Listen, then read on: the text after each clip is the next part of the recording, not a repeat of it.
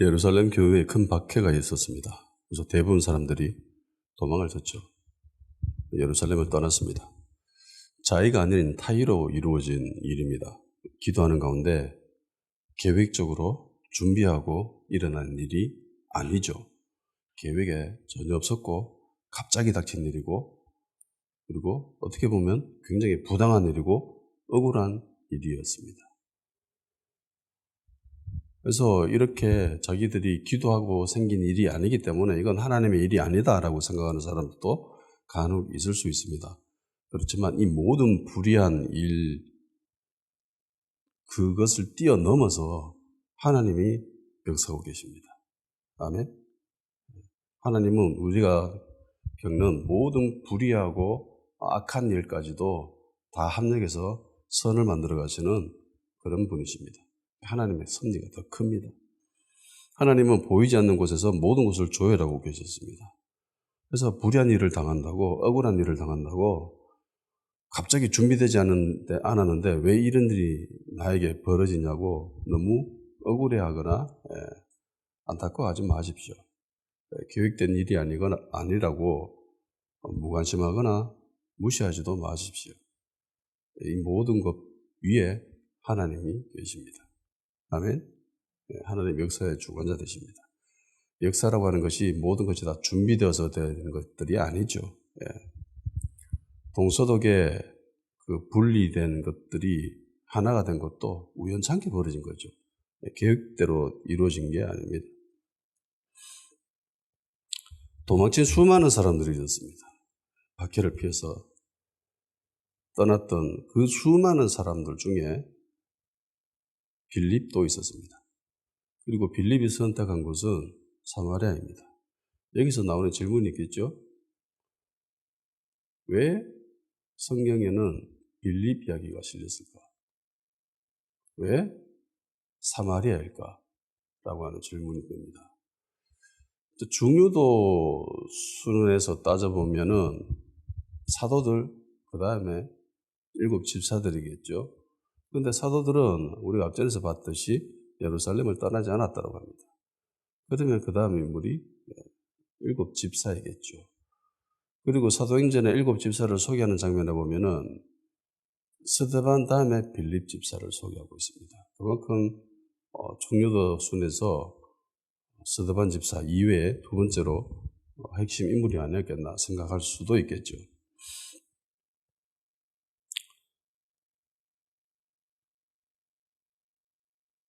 빌립은 사마리아로 갔습니다.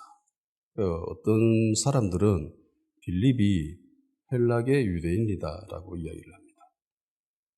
그렇기 때문에 사마리아에 복음을 전하러 가는 것, 다른 문화권에 가는 것에 대해서 그렇게 큰 거부감은 없었지 않나라고 생각을 하기도 합니다. 물론 박해를 피해서 도망을 쳤지만, 그런데 이들이 예루살렘을 떠난 것이 단순히 박해를 피해서 도망친 것은 아니죠. 4절에 이렇게 되어 있죠. 그 흩어진 사람들이 두루 다니며 복음의 말씀을 전할세. 그러니까 단순히 도망친 게 제 1순위가 아니라 복음 전하러 갔죠. 그래서 박해가 일어나는 것을 보고 이들은 깨닫기 시작했습니다. 아, 예수님의 그 말씀, 사도행전 1장 8절에 그 말씀, 그게 이루어져야 되는구나 라는 것을 깨달았을 수도 있습니다. 만일 유대인들 눈에 피해서 도망을 쳤다면은 도망쳐서 제일 먼저 하는 일은 조용히 지내는 거예요. 조용히 지내야 됩니다. 숨어 지내야 됩니다. 이게 정상이죠. 근데 놀랍게도 빌립에게는 이런 모습이 전혀 없습니다. 오히려 막 눈에 띄고 싶어 환장한 사람 같이 막 복음을 열심히 전합니다. 복음 전하다가 박해받아가지고 피해서 떠난 거잖아요. 그런데 도착한 곳에서도 똑같이 복음을 전합니다. 굉장히 열심히 전합니다. 빌립의 모습을 보건대 박해를 피해서 떠났던 대부분의 그리스도인들이 빌립과 같은 모습을 한 것이 아닌가 생각을 할 수 있습니다. 그러면 사마리아가 도대체 어떤 곳인가? 사마리아는 남유다와 북이스라엘로 갈라졌을 당시에 북이스라엘에 속한 지역이죠. 갈릴리 지방 및 유다 위 그쪽 지방이 사마리아입니다.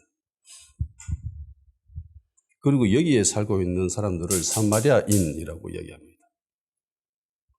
사마리아인들은 요즘으로 치면은 혼혈입니다. 북이스라엘이 아시리아에게 멸망을 당하고 그리고 아시리아는 그 북이스라엘에 살고 있는 사람들을 포로로 끌고 가버려요. 그리고 그 북이스라엘 땅에는 다른 민족을 데리고 와서 정착을 시킵니다. 그래서 다른 곳에서 온 사람들과 그리고 남아있던 이스라엘 사람들이 섞여서 막 살아가게 돼요. 그러면서 생겨난 민족이 사마리아인입니다. 혼혈이죠. 그래서 이들이 섬기던 종교도 완전 이방 종교도 아니고요. 그렇다고 완전히 유대 종교도 아니고요. 어정쩡해요. 그러니까 그야말로 종교도 어정쩡하고 민족도 어정쩡합니다. 그러니까 유대인과 이방인 그 사이에 있는 그런 사람들인 거죠. 그래서 예수님이 사마리아 지역을 가다가 여인을 만나서 물을 달라고 그런 이야기를 하잖아요. 그럴 때 여인이 하는 이야기가 우리는 이 산에서 예배를 드린다라고 합니다. 당신들은 예루살렘에서 예배를 드린다라고 얘기하는 장면이 나옵니다. 그래서 예수님이 하신 말씀이 여기도 아니고 저기도 아니고 진정으로 예배갈 때가 있다. 신령과 진정으로 예배 드릴 때다라고 하신 그 말씀이 그때 말씀이죠. 그러니까 사마리아인은 완전히 유대교도 아니고 그렇다고 완전히 이방 종교도 아니고 그러니까 사마리아인들 입장에서 봤을 때는 자기들이 생각할 때는 나는 하나님을 섬기고 있다라고 생각할 수 있겠죠. 그런데 유대인들 입장에서는 그 사마리아인들이 하나님을 섬기고 있다라고 생각하겠습니까? 아니면 저거 짝퉁이야, 저거 가짜야 라고 생각하겠습니까? 또 그 가짜라고 생각해요. 흉내만 내고 있지, 우리 종교 흉내만 내고 있지, 저 완전 가짜야, 짝퉁이야, 그렇게 생각하는 거죠. 그러니까 혐오의 대상인 겁니다. 이방인들처럼. 제 어릴 적만 해도 혼혈에 대해서 굉장히 부정적인 인식이 많았습니다. 그래서 그때 튀기라고, 혼혈인들을 튀기라고 했어요. 튀기라고 하면서 막 놀렸어요. 근데 요즘은 혼혈에 대해서 인식이 굉장히 좋죠. 이 당시에도 유대인들이 생각하는 사마리아인들은 굉장히 부정적인 인식이 강했습니다. 그래서 말도 안 섞었죠. 그리고 사마리아인들 역시 자기들을 그렇게 차갑게 대하는데 누가 좋아하겠습니까? 그래서 사마리아인들 역시 유대인들을 향해서 호의적이지 않았습니다. 공격적이었죠. 요한복음 4장으로 한번 가볼까요?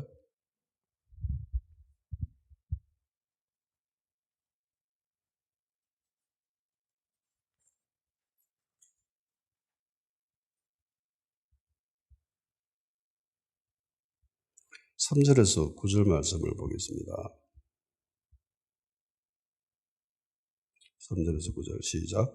유대를 떠나사 다시 갈릴리로 가실새 사마리아를 통과하여야 하겠는지라. 사마리아에 있는 수걸하는 동네에 이르시니 야곱이 그 아들 요셉에게 준 땅이 가깝고 거기 또 야곱의 우물이 있더라. 예수께서 길 가시다가 피곤하여 우물 곁에 그대로 앉으시니 때가 6시쯤 되었더라. 사마리아 여자 한 사람이 물을 기르러 왔음에 예수께서 물을 좀 달라 하시니 이는 제자들이 먹을 것을 사러 그 동네에 들어갔음이로라. 사마리아 여자가 이르되 당신은 유대인으로서 어찌하여 사마리아 여자인 나에게 물을 달라 하나이까 하니 이는 유대인이 사마리아인과 상종하지 아니함이로라. 아멘. 예수님이 목말라고 물 좀 달라고 하니까 여자가 깜짝 놀라는 거죠. 어떻게 당신이 나한테 말을 겁니까? 라고 놀라는 거예요. 유대인들은 사마리아인과 말을 섞지 않았습니다. 대화하지 않았습니다.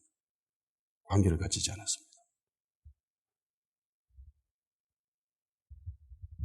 다른 종족으로 생각한 거죠. 완전 이방인처럼 생각한 겁니다. 어떤 면에서 보면 이방인보다도 더 혐오한 사람들이 사마리아인들이었습니다. 유대인들이 사마리아인들을 향해서 이런 감정을 가지고 있으니까 사마리아인들 역시 감정이 좋을 수가 없습니다. 누가복음 9장 52절 56절입니다. 사자들을 앞서 보내심에 그들이 가서 예수를 위하여 준비하려고 사마리아인의 한 마을에 들어가더니 예수께서 예루살렘을 향하여 가시기 때문에 그들이 받아들이지 아니하는지라. 제자 야고보와 요한이 이를 보고 이르되 주여 우리가 불을 명하여 하늘로부터 내려 저들을 멸하라 하시기를 원하시나이까. 예수께서 돌아보시며 꾸짖으시고 함께 다른 마을로 가시니라. 그러니까 예루살렘에서 갈릴리로 가든가 아니면 갈릴리에서 예루살렘으로 가려면은 사마리아를 통과하는 게 제일 빨라요. 직선거리니까. 아니라 사마리아를 통과하지 않으면 둘러야 돼요. 길이 굉장히 멀게 되겠죠. 시간도 오래 걸리고. 그래서 직선으로 가는 게 그게 맞아요. 그래서 같이 가려고 하는데 사마리아 사람들이 거절하죠. 거부합니다. 이래서 서로 감정이 안 좋았습니다. 그런데 이런 곳에 빌립이 복음을 전하러 갔습니다. 근데 거기에는 분명히 예수님과의 추억도 한몫했을 겁니다. 사마리아 여인에게, 우물 깃는 그 사마리아 여인에게 복음을 전하고, 그리고 나중에 그들이 예수님을 받아들이죠. 예수님을 영접합니다. 요한복음 4장 39절에서 42절입니다. 여자의 말이 그가 내게 행한 모든 것을 내게 말하였다 증언하므로 그 동네 중에 많은 사마리아인이 예수를 믿는지라. 사마리아인들이 예수께 와서 자기들과 함께 유하시기를 청하니 거기서 이틀을 유하시며 예수의 말씀으로 말미암아 믿는 자가 더욱 많아 그 여자에게 말하되 이제 우리가 믿는 것은 네 말로 인함이 아니니 이는 우리가 친히 듣고 그가 참으로 세상의 구주신 줄 알미라 하였더라. 어떻게 보면 이때 유대인이 아닌 예수님 영접한 일련의 그룹들이 최초로 형성이 되는 겁니다. 그런데 예수님 역시 사마리아에 대해서 처음부터 이렇게 호의적이지는 않았습니다. 처음에는 이 복음을 전파하는 것에 대해서 유대인에게 한정시키죠. 다른 곳으로 가면 절대로 안 된다. 유대인에게만 복음을 전해라 라고 이야기하셨습니다. 마태복음 10장 5절 8절 예수께서 이 12를 보내시며 명하여 이르시되 이방인의 길로도 가지 말고 사마리아인의 고을에도 들어가지 말며 오히려 이스라엘 집에 잃어버린 양에게로 가라 가면서 전파하여 말하되 천국이 가까이 왔다 하고 병든 자를 고치며 죽은 자를 살리며 나병한 자를 깨끗하게 하며 귀신을 쫓아내되 너희가 거저받았으니 거저주어라. 아멘. 예수님도 처음에는 사마리아에 대해서 거부감을 가지고 있습니다. 수르보니가 여인이 와서 자기 딸 병 고쳐달라고 했을 때 예수님은 굉장히 차갑게 대하시죠. 나는 걔들에게 먹이를 주려고 온 게 아니다라고 이야기합니다. 여자를 보고 개다라고 이야기했는데 좋아할 사람이 없잖아요. 그런데 이 여인은 거기다가 대놓고 저 개 맞아요 라고 하면서 개도 주인의 상에서 떨어지는 그 부스러기는 먹잖아요. 그거라도 주세요 라고 하니까 예수님이 태도를 고치시죠. 그런데 예수님이 처음부터 이런 이방인과 사마리아인에 대해서 부정적인 인식으로 있었던 건 아닙니다. 왜냐하면 유대인이 먼저 복음이 전해져야 되기 때문입니다. 복음의 확장성이라고도 해요. 구속사는 계속 발전이 되었습니다. 신약이 완성될 때까지. 성경이 완성될 때까지 구약에서 읽어보던 이 구속사의 역사는 굉장히 한정적이고 축소적이었지만 이게 굉장히 발전적으로 변화되어 갑니다. 확장되어 가요.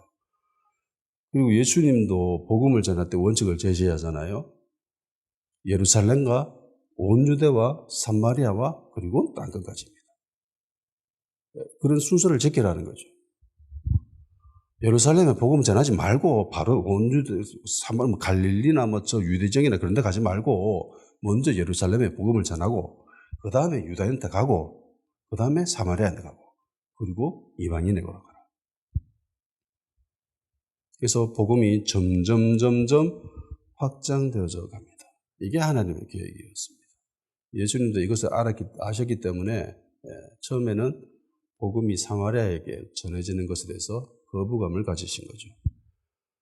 그러니까 복음이 드디어 이방인에게도 전해집니다. 그래서 우리가 예수님을 믿게 된 거잖아요. 교회가 세워지게 된 겁니다. 이러게 되기 위해서는 반드시 거쳐야 될 곳이 사마리아인 거죠. 그러니까 이방인과 유대인 그 중간에 어쩡쩡한 그런 민족이 바로 사마리아인입니다.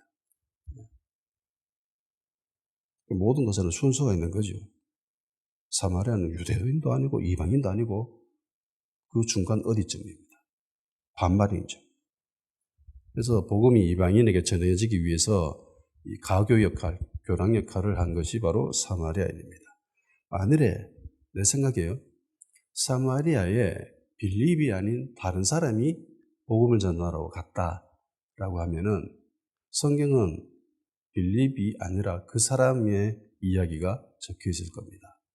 그러니까 그 인물이 중요한 게 아니라 이 사마리아 지역의 특수성이 훨씬 더 중요하기 때문입니다.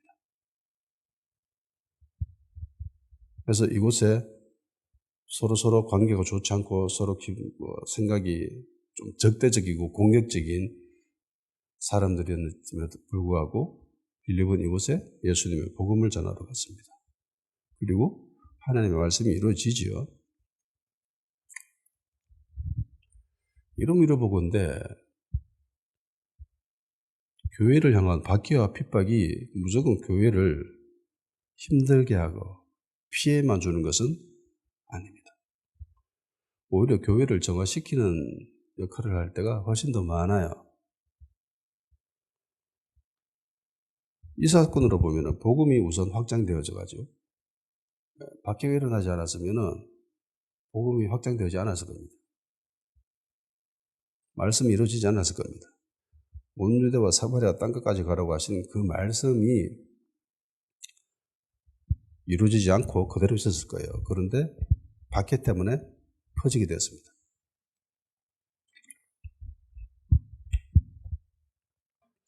둘째는 교회를 교회답게 만들어줍니다.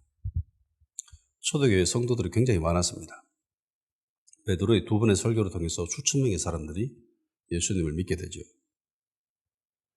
근데 예수님을 믿게 되었다고 이들이 과거의 관습에서, 과거의 전통에서, 유대교에서 벗어난 것은 아닙니다. 지금도 이스라엘에는 유대교가 있죠. 정통 유대인들이 있습니다. 하레디라고 부르는 그런 까만 옷 입고 구렛나루 머리 길어가지고 모자 덮어주고 있는 사람들 있잖아요. 하레디라고 하는데 그 사람들이 있습니다. 근데 보통 우리는 하레디라고 모든 사람들이 같은 성격을 가지고 있고 같은 학파다라고 생각할 수 있지만은 아니에요. 그 안에 정말 다양한 그룹들이 있습니다. 이 당시도 마찬가지예요. 이 당시에도 유대교 안에는 정말 다른 여러 종파들이 있었습니다. 그래서 이 당시만 하더라도 예수 믿는 사람들을 완전히 유대교가 아닌 다른 종교라고 생각하지 않았어요.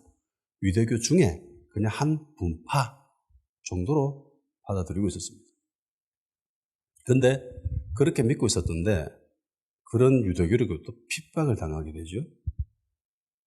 사람들의 인식이 점점점 우리는 유대교랑 더 이상 좀 다른 것 아닌가라는 생각을 가지게 됩니다. 성경이 기록된 때까지만 하더라도 유대교가 기독교의 모습을 갖추지는 못했어요. 완전하게 기독교가 유대교로부터 멀어지게 된 것은 로마의 침공이 있고 난 뒤부터입니다. 로마가 예루살렘을 무너뜨리죠. 성전을 무너뜨립니다. 그 전까지 유대인들은 굉장히 열심히 로마와 맞서 싸우죠. 기독교인들도 맞서 싸웠습니다. 그러다가 한참을 그러다가 갑자기 깨닫습니다. 마태복음 24장 15절 말씀을 깨달았습니다. 그러므로 너희가 선지자 다니엘이 말한 바 멸망에 가져간 것이 거룩한 곳에 선 것을 보거든 읽는 자는 깨달을진저 산으로 도망쳐라. 그 말씀을 깨달아요. 그리고 이 말씀이 이 뜻 아닌가라고 기독교인들이 생각을 하고 열심히 싸우다가 갑자기 무기를 내려놓고 도망을 쳤습니다. 유대교를 믿는 사람들 입장에서, 유대인들 입장에서 기독교들을 어떻게 바라볼까요? 배신자죠. 배신자입니다. 같이 싸우다가 도망쳤잖아요. 무섭다고 저것만 살 거라고 도망쳤습니다. 배신자로 낙인 찍힙니다. 그래서 더 이상 이 뒤로부터는 더 이상 예수 믿는 사람들이 유대교로부터 인정을 못 받아요. 유대교의 한 분파라고 생각해 주지 않습니다. 그래서 완전히 다른 종교로 분리되어 버립니다. 기독교인들 입장에서 보십시다. 이들이 취한 행동이 배신인가요? 말씀의 실현입니까? 배신의 의미가 더 클까요? 아니면 말씀의 성취가 더 클까요? 말씀의 성취입니다. 이런 결정을 하기까지 굉장히 힘들었을 거예요. 야, 우리 민족으로부터 배신당하는 거야. 왕따 당하는 거야. 인간적으로 생각해보라. 어떻게 그럴 수가 있니? 라고 생각할 수도 있겠죠. 그렇지만 인간적인 평가보다 더 우선시되는 거는요, 하나님의 말씀의 성취입니다. 아멘? 그게 더 중요해요. 내 개인의 명예, 평가, 사람들로부터 나를 어떻게 인식해 주는가, 그것보다 훨씬 더 중요한 게 말씀의 성취입니다. 할렐루야. 교회가 살아남는가 죽는가, 이것보다 더 중요한 거는 말씀을 교회가 이루는가 못 이루는가예요. 교회가 말씀을 이뤄내지 못하고 교회가 살아있으면 그 살아있는 교회가 그게 교회입니까? 제 눈에는 그거 교회 아니에요. 말씀을 이루지 못하는 교회가 무슨 교회입니까? 말씀을 지키지 못하는 교회가 무슨 교회입니까?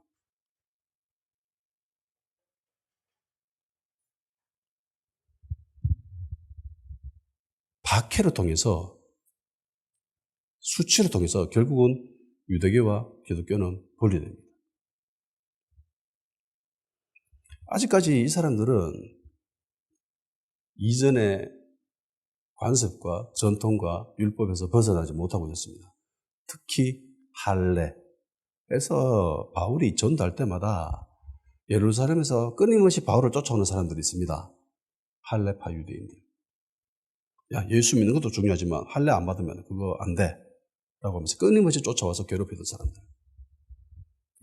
바울은 이 사람들을 향해서 가짜 복음이라고 이야기해요. 야, 예수 믿는 것도 중요하지만 할례를 받아야 진짜야 라고 하면서. 예수를 믿었지만 그 이전의 것들을 포기하지 못하는 거예요. 유대교의 그런 것들을 포기하지 못합니다. 그냥 유대교를 지키면서 동시에 예수님을 받아들이는 그 수준에 머물러 있었던 겁니다. 그런데 유대교로부터 핍박을 당하기 시작하면서 이런 것들과 첫절이 미련 없이 포기하게 된 거죠. 벗어날 수 있게 된 겁니다. 세상과 더불어서 막 함께 살려고 노력하고 있는데 세상으로부터 박해받고 핍박당하고 그래봐요. 그럼 당연히 세상과 벗어나려고 하는 마음 자체가 없습니다. 세상 친구들과 같이 벗하려고 하는 그런 마음 자체가 없어지는 거죠. 당연하잖아요. 내 괴롭히는 사람 하는데 어떻게 같이 벗하면서 지내볼 수 있겠습니까? 믿지 않는 자와 멍에를 매지 마라고 하잖아요. 말씀이. 박해받으면은요, 핍박받으면은요, 당연히 같이 앉습니다. 어떻게 하겠어요? 세 번째, 예수님의 고난을 이해하게 됩니다. 간혹 그런 사람들이 있어요. 내가 이렇게 힘들게 일해서 가족들을 먹여 살리는 그런 모습을 보여주지 않으려고 하는 그런 가장들의 모습들을 간혹 보게 됩니다.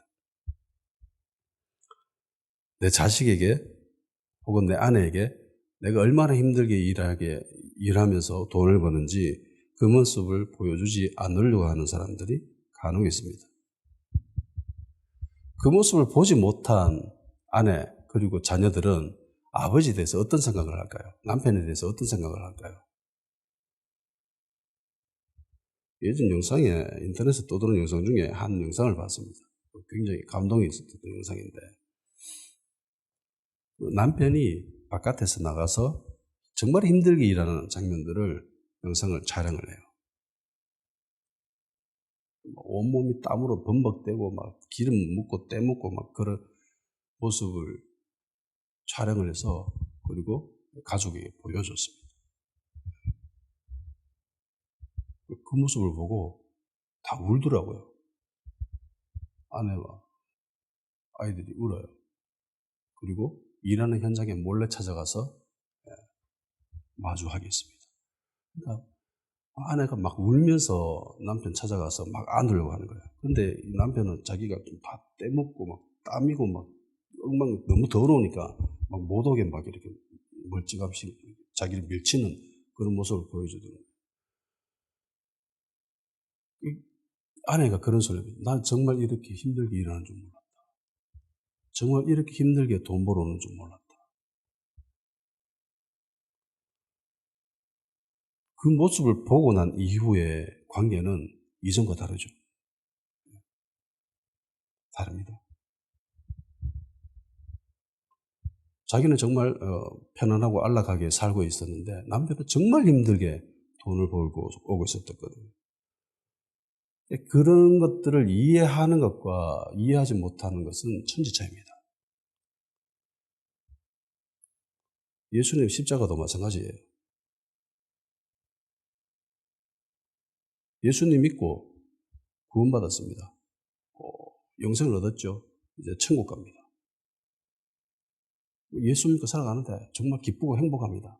즐거움이 넘쳐요. 십자가의 고난과 예수님이 받으신 그 괴로움, 아픔, 거기에 대한 이해가 전혀 없습니다. 예수님의 십자가가 나의 십자가로 느껴지지 않아요. 예수님의 아픔이 예수님 채찍질당하는 그 모습이 전혀 나에게 아픔으로 다가오지 않습니다. 괴로움으로 다가오지 않아요. 그리스도인으로서 단 한 번도 예수님에 대한 그 고난과 박해, 아픔, 그걸 이해하지도 못하고 동참하지도 못한다면 그게 축복일까요? 저주일까요? 제가 볼 땐 저주입니다. 초대교회 성도들은요, 자기들이 핍박당하고 박해받는 것을 충분히 이해하고 그리고 오히려 기뻐하죠. 요즘처럼 교회를 향해서 세상이 핍박하면은 어떻게 감히 너희들이 우리를 핍박하느냐 이러면서 막 들고 일어나가지고 힘 과시하고 막 떼거지로 몰려가지고 으쌰으쌰하고 이러는데 초대교회는 이러지 않았습니다. 사도행전 5장 41절 사도들은 그 이름을 위하여 능력받는 일에 합당한 자로 여기심을 기뻐하면서 공의 앞에 떠납니다. 예수님으로 통해서 박해당하고 핍박당하고 능력당하고 수치당하는 그걸 기뻐했습니다. 이 당시 사람들은 수치당하는 것을 최고의 인간이 당해서는 안 되는 제1의 가치로 여겼습니다. 이런 수치를 당할 바야 오히려 죽어버린다라고 했습니다. 명예살인. 지금도 하잖아요, 중동에는. 명예스럽지 못한 일을 당하는 것을 굉장히 그걸 인간으로서는 겪지 말아야 될 그런 것이라고 생각을 했는데 예수님으로 통해서 능욕당하고 수치당하는 것을 이걸 기뻐했습니다. 예수님 때문에 도망치고 예수님 말씀 때문에 배신자로 낙인 찍히는 거 그거 당연한 거죠. 베드로전서 4장 13, 14절 오히려 너희가 그리스도의 고난에 참여하는 것을 즐거워하라. 이는 그의 영광을 나타나실 때에 너희로 즐거워하고 기뻐하게 하려 함이라. 너희가 그리스도 이름으로 치욕을 당하면 복 있는 자로다. 영광의 영, 곧 하나님의 영이 너희 위에 계십니다. 아멘. 아멘. 이거 아멘 해야 됩니다. 예수님 믿고 늘 평안하고 늘 기쁘고 늘 즐거움 있고 늘 행복하고 늘 성공만 하는 건 아니에요. 광야를 지날 때가 있어요. 우리가 가는 길은 천국 길이죠. 가나안 땅입니다. 젖과 꿀이 흐르는 땅이에요. 그렇지만 광야를 지나야 돼요. 죽음의 음침한 골짜기도 지나야 됩니다. 거기가 우리 최종 목적지는 아니지만은 그 길을 갈 때도 있습니다. 그걸 걸어가면서 생각하는 거예요. 예수님이 당하신 그 아픔과 괴로움, 수치, 십자가, 예수님의 보혈, 그걸 떠올리면서 동참하는 거죠. 예수님의 십자가를 이해하는 자와 이해하지 못한 자는 그 신앙의 수준이 다릅니다. 그 아픔을 알지 못하는 사람은요, 조그만한 힘겨움이 있으면 너무나 쉽게 떠나버려요. 내가 이렇게 아플 바에야 교회 안 나가지 뭐. 안 나와버립니다. 예수님 떠나버립니다. 자기가 당하는 아픔이 더 크기 때문에. 만일에 예수님의 그 아픔을 이해하고 거기에 동참을 하면은 자기가 당하는 아픔은 아무것도 아니라는 걸 알게 되거든요. 그래서 오히려 감사해야 합니다. 이 사도들, 초대교회 성도들처럼. 와, 예수님 때문에 우리가 이런 핍박을 당하다니. 드디어 내가 십자가에 동참하게 되는구나. 내가 복음에 참여하게 되는구나. 이러면서 기뻐하는 거예요. 네 번째, 교회가 하나님의 뜻을 이루어가는 교회가 되게 됩니다. 본디 인간은 타락한 존재입니다. 그러니까 인간이라고 하는 존재는요, 가만히 냅두면 어떻게 될까요? 성장할까요? 타락할까요? 타락합니다. 100% 타락합니다.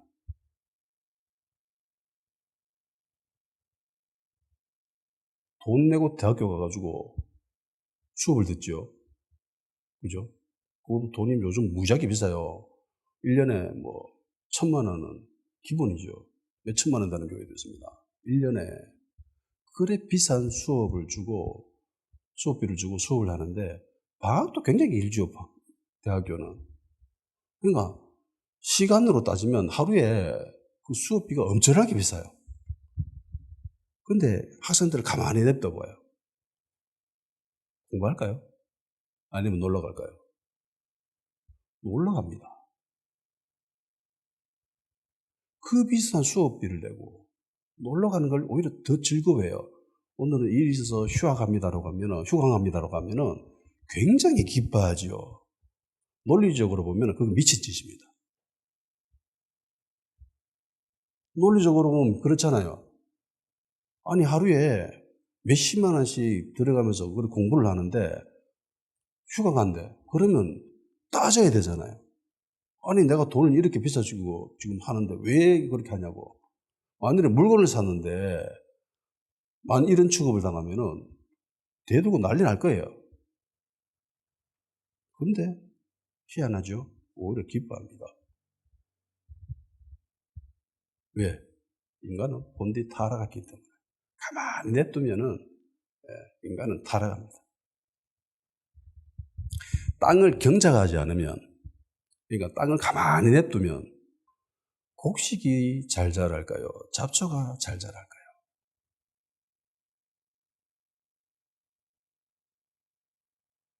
100% 잡초만 자랍니다. 가만히 냅뒀는데 그 땅에서 인간을 유익하게 하는 곡식이 막 잘 자랐다.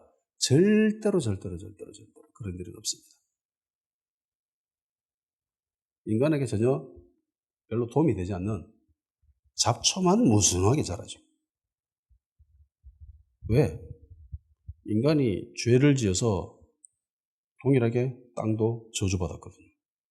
창세기 3장 17절 아담에게 이르시되 네가 네 아내의 말을 듣고 내가 네게 먹지 말라 한 나무의 열매를 먹었은즉 땅은 너로 말미암아 저주를 받고 너는 내 평생에 수고하여야 그 소산을 먹으리라. 그러니까 경작하지 않으면 먹을 걸 안 준답니다. 그래서 농사 지으면 열심히 경작해야 되죠.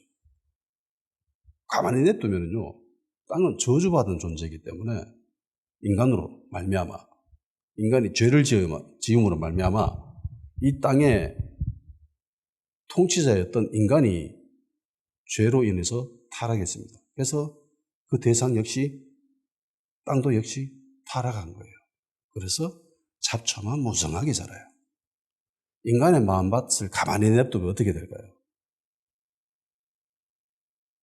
누가 옆에서 건들지 않고 자극하지 않고 가만히 냅두면 어떻게 될까요, 인간이? 타락합니다. 죄를 짓는 것을 더 좋아라 합니다. 엄마가 잔소리하지 않으면 아이는 어떻게 될까요?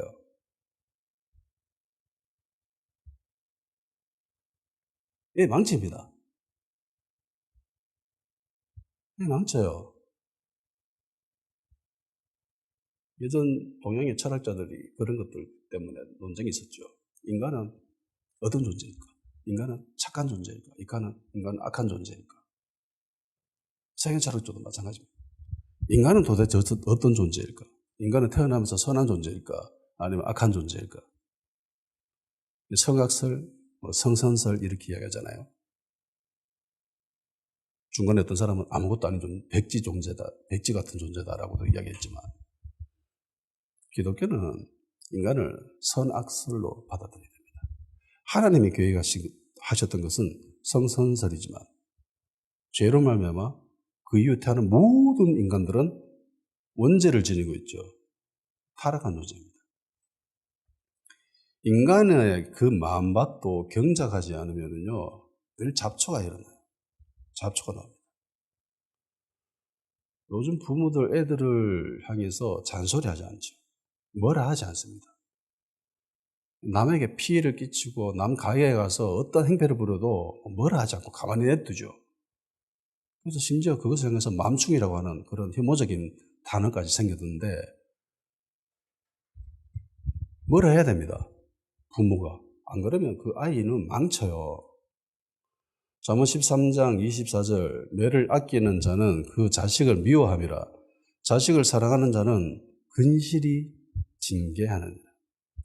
자기 자녀를 사랑하는 부모라면은 자식을 향해서 부지런히 매를 들여야 된대요. 혼내야 된대요. 자극을 줘야 된답니다.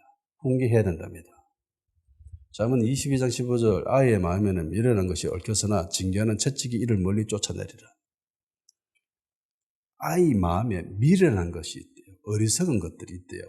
그런데 이걸 한번 매를 들게 되면은 정신 차린다는 거죠. 깨닫는다는 겁니다.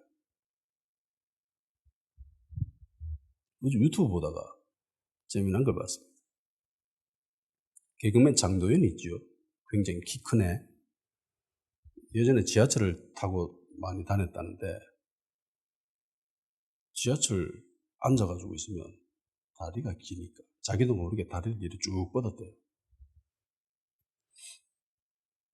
중년의 한 아저씨가 그 모습을 보고 멀리서 도움닫기를 하더랍니다. 준비하면서 막 도움닫기 해가지고 실제로 발을 날렸대요. 차버렸답니다. 축구공 차듯이. 애가 깜짝 놀랐겠죠. 얘는 개그맨이기 때문에 그걸 당하고 막 웃고 그랬대요. 그 다음부터 지하철을 타가지고 절대로 발을 그렇게 길게 뻗는 적이 없답니다. 지하철 타면 무조건 발을 안쪽으로 딱, 의자 안쪽으로 딱 집어넣는데요. 매가 무조건 나쁜 게 아니에요. 자극이 되고 깨닫게 하는 아주 중요한 도구가 됩니다.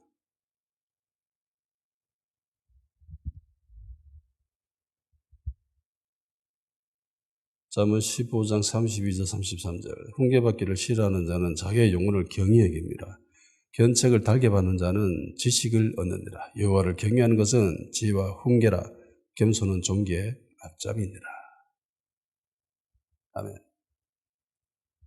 훈계받기를 싫어하는 것은요, 자기 영혼을 가볍게 여긴다고 합니다. 자기 영혼을 하찮게 여긴대요. 훈계받는 것을 즐거워하십시오. 잠언을 읽어보면 늘 이 미련한 것과 지혜에 대해서 이야기를 하잖아요.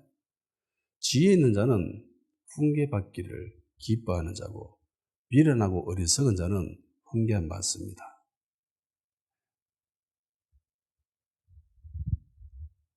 훈계를 받아들일 줄 아는 지혜로운 그리스도인이 되기를 주의 이름으로 축원합니다.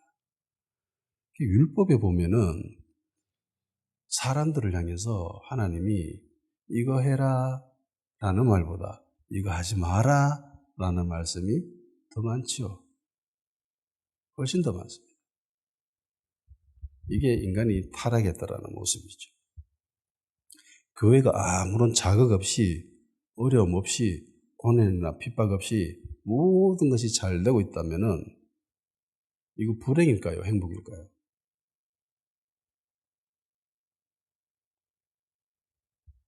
인간적인 관점에서 봤을 때는 행복하겠죠. 좋겠죠.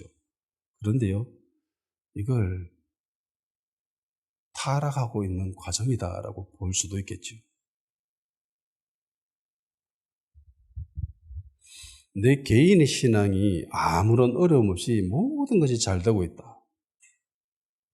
라고 생각한다면 한번 생각해 봐야 됩니다.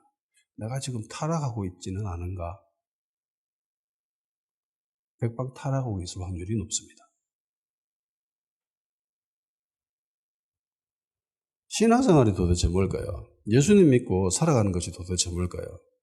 신앙생활의 제1의 우선순위가 되어야 될 것은 뭘까요?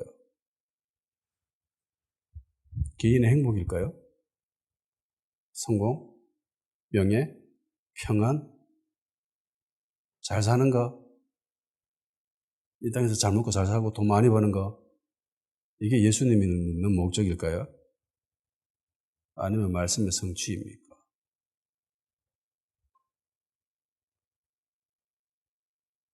말씀의 성취가 내 개인의 행복보다 우선되어야 됩니다. 아멘? 이거 받아들이지 못하는 그리스도인들이 많아요. 의외로 많을 겁니다. 교과서적으로는 대답을 하겠지만 삶이 전혀 그렇게 답을 내놓지 못하고 그렇게 생각하지도 않는 사람들이 분명히 있습니다. 가짜일 확률이 높아요. 그리스도인들에게는 제1의 우선순위가 말씀의 성취입니다. 아멘. 내 개인의 행복보다 우선되어야 되고 내 목숨보다 우선시되어야 될 것이 말씀의 성취입니다.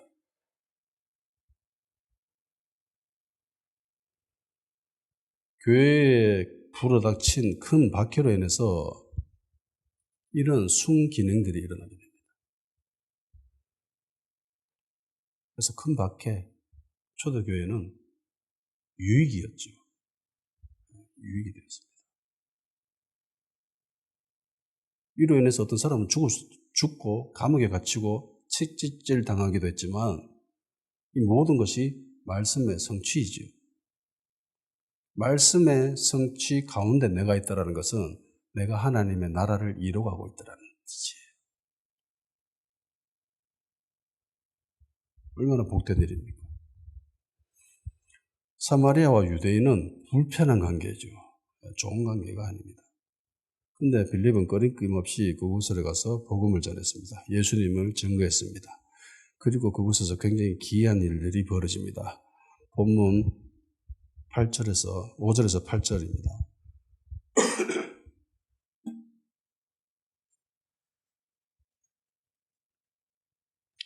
본문 5절에서 8절까지 말씀을 읽어봅시다.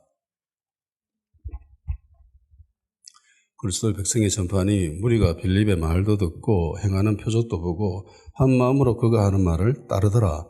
많은 사람에게 붙었던 더러운 귀신들이 크게 소리를 지르며 나가고 또 많은 중풍병자와 못 걷는 사람이 나으니 그 성에 큰 기쁨이 있더라. 아멘. 사마리아는 절대로 유대인과 하나가 될 수 없습니다.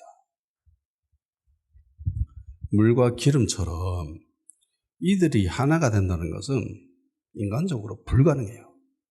근데 하나가 됐습니다. 뭐 때문에? 복음으로 인해서, 예수님으로 인해서. 더 멋진 장면은 이 사마리아인들이 유대인이 빌립의 말을 따랐다는 거예요. 빌립이 말을 하면 순종했다는 거예요. 서로가 서로에 대해서 공격적인 자세를 취하고 있었습니다. 서로 으르렁대는 사이지요. 야, 우리 여기 좀 지나갈게 하니까, 야, 여기 못 지나가라고 하니까, 막 열받아가지고, 벼락을 쳐가지고 여기 다 불태워버릴까? 뭐 이러던 사이예요. 그런데 사마리아인들이 빌립의 말을 고분고분 따르고 있습니다. 복음으로 화평케 됐죠. 하나가 됐습니다. 빌립이 무슨 말을 하든지 토달지 않고 네 그럽시다. 네 할게요. 이렇게 된 거예요. 순종했습니다. 있을 수 없는 일이 벌어진 거예요. 서로 원수 같은 사람들인데 하나가 됐습니다. 화평케 됐습니다. 예수님으로 통해서. 그냥 도저히 해결되지 못할 것 같은 그런 관계에 놓여 있는 사람들, 답은 하나밖에 없습니다. 예수님의 십자가밖에 없어요. 복음밖에 없습니다.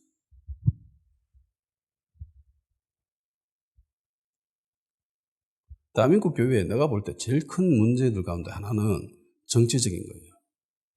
어떤 교회는 좌파적인 성향을 띠는 교회들이 있습니다. 그리고 어떤 교회는 우파적인 성향을 띠는 교회들이 있습니다. 제가 볼 때 이 두 교회들은 절대로 하나가 될 수 없습니다. 인간적인 관점에서 봤을 때. 서로 사탄이라고 막 욕하는데 이게 될 수 있어요? 불가능합니다. 그런데 십자가 아래서는 모든 것이 해결할 수 있습니다. 예수님의 영이 임했습니다. 성령님이 임했습니다. 그리고 부흥이 임합니다. 예수님이 우파편을 들까요? 성령님이 우파편을 들까요? 예수님이 좌파편을 들까요? 성령님이 좌파편을 들까요? 아니죠. 아닙니다. 그들이 예수님 편으로 들어가는 거예요. 아멘? 예수님의 깃발 아래 자기들이 가지고 있던 모든 깃발들을 다 버려버리고 그 밑으로 들어가는 거예요. 십자가 아래로 다 끼어 들어가는 거예요. 이게 부흥입니다. 이게 성령님이 하시는 일이에요. 근데 거기 있는 사람들은 전혀 그런 생각을 하죠. 끝까지 자기의 깃발을 들고 예수님이 여기 올 거다라고 믿고 있습니다. 이런 모습이 미국 남북전쟁이 일어났던 때와 똑같은 거예요. 미국이 남과 북으로 나뉘어져서 막 전쟁을 벌였습니다. 북쪽에도 신실한 그리스도인들이 있었습니다. 남쪽에도 신실한 그리스도인들이 있었습니다. 서로 하나님은 자기 편이라고 생각했습니다. 남쪽에는 유명한 장군이 있습니다. 리 장군이라고. 굉장히 명장이었습니다. 그리고 신앙적인 면에서도 굉장히 뛰어났습니다. 북쪽에는 링컨 대통령이 있었죠. 보통 기도하는 백악관을 기도실로 막 바꾼 링컨 대통령이라고 사람들이 그렇게 이야기했는데, 근데 링컨 대통령도 그리스도인이지만은 연약한 모습도 많았어요.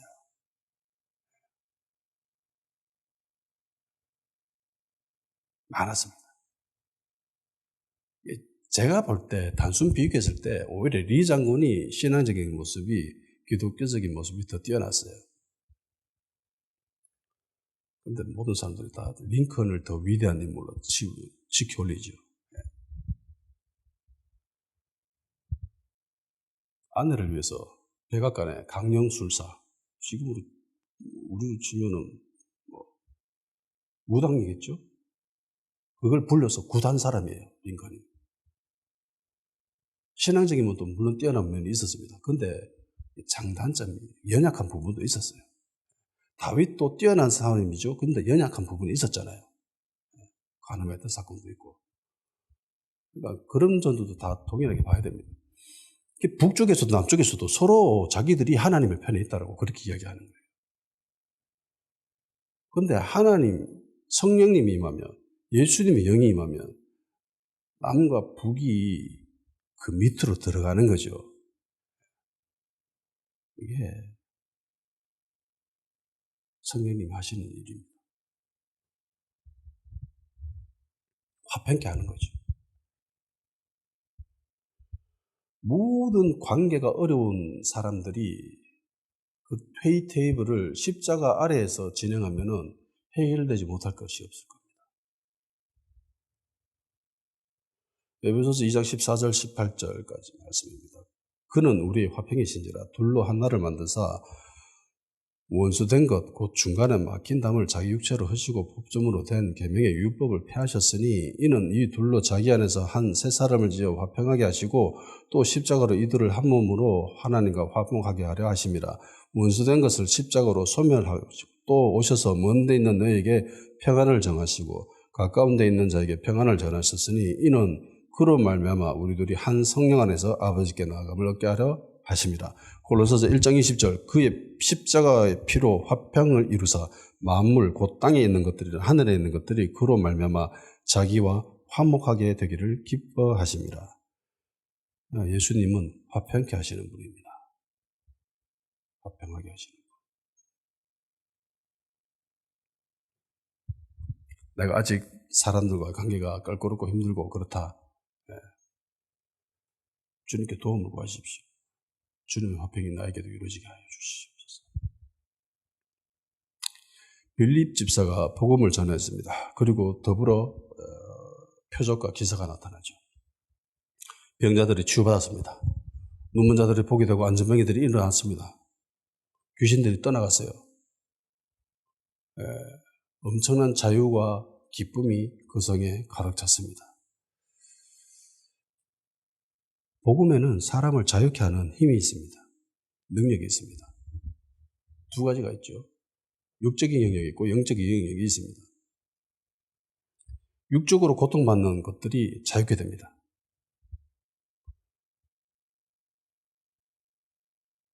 믿는 자들에게 이런 표적이 따르니 저가 내 이름으로 귀신을 쫓아내며 뱀을 집에 무슨 독을 마시든지 해를 받지 않으며 병든 자에게 손을 얹은 즉 나으리라고 했습니다. 이런 표적들이 따르죠.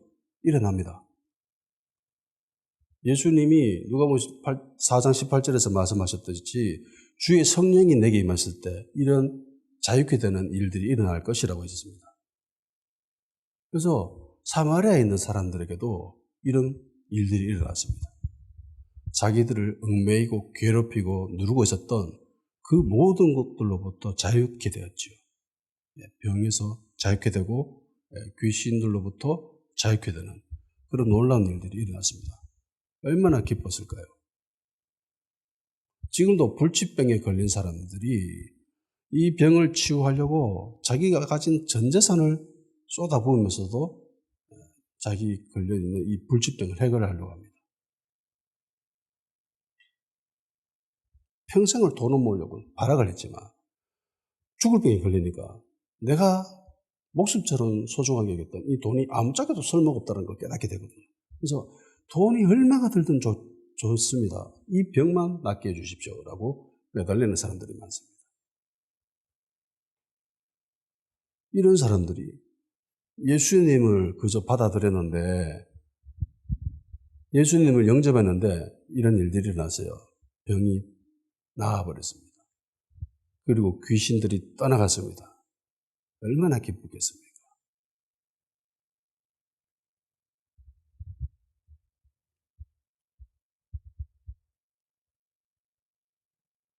복음으로 인한 이런 기쁨은 세상이 주는 것과는 차원이 다릅니다. 인간이 경험하는 기쁨은 크게 두 가지로 나눌 수 있어요. 첫째는 부작용이 있는 기쁨이 있습니다. 그리고 부작용이 없는 기쁨이 있어요. 세상이 주는 기쁨은요, 대부분 부작용이 있습니다. 이런 기쁨이 극단적으로 발현되는 것이 마약이죠. 마약을 하면 굉장히 기쁘죠. 극단적인 기쁨을 쾌락이라고도 합니다. 극단적인 쾌락을 추구하는 사람들이 결국 찾게 되는 것이 마약입니다. 대체로 어떠한 노력이나 수고나 대가 없이 너무나 손쉽게 기쁨을 누릴 수 있는 최고의 수준까지 올라가죠.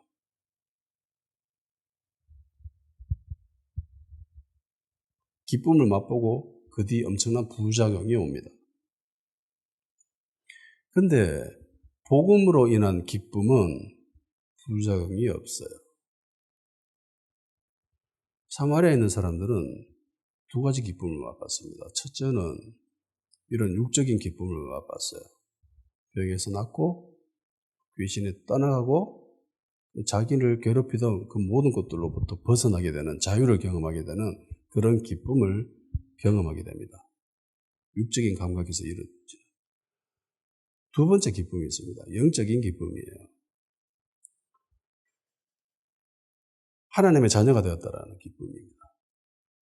예수님으로 말미암아 내 죄가 씻겨졌다라는 그런 기쁨이에요. 구원의 기쁨이죠.